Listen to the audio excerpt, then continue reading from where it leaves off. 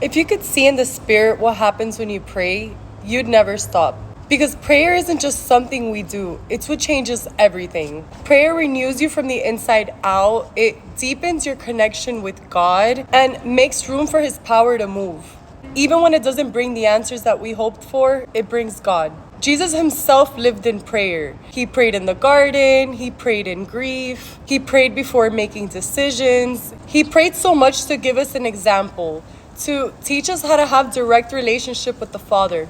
If Jesus treats prayer like his full-time job, then what does that tell us? It tells us that when you pray, heaven listens and God leans in. Because prayer isn't pointless. God is actually listening. And it moves mountains. Prayer touches heaven, and it also changes things here on earth. Like, it literally shifts the atmosphere. But it also begins to change you and pull you closer to God. It recenters your heart, and suddenly your desires start to look more like His. Prayer is a cry when you're hurting, a conversation when you're listening, and a confrontation when you're in battle. You ask, He hears. You seek, He shows up. You knock, and heaven responds. But let's be clear, prayer is not about getting everything that we want all the time. It's about aligning our hearts with God's will. It's not just about the outcome, it's about the connection. Because sometimes the reward isn't what He gives, the reward is Him. And just because a prayer isn't answered the way that you hoped for, doesn't mean that He's not listening. He's aligning your will with His. Even Jesus prayed before His crucifixion,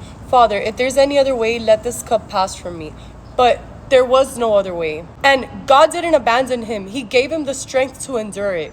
He gave direction even when it wasn't the outcome that Jesus desired. Jesus said in Matthew 6:6, but when you pray, go into your room and shut the door and pray to your Father who is in secret. And your Father who sees in secret will reward you openly. It doesn't say that He'll answer you openly. It says that He'll reward you. And in Genesis 15:1, God told Abraham, do not be afraid, Abraham. I am your shield, your exceedingly great reward.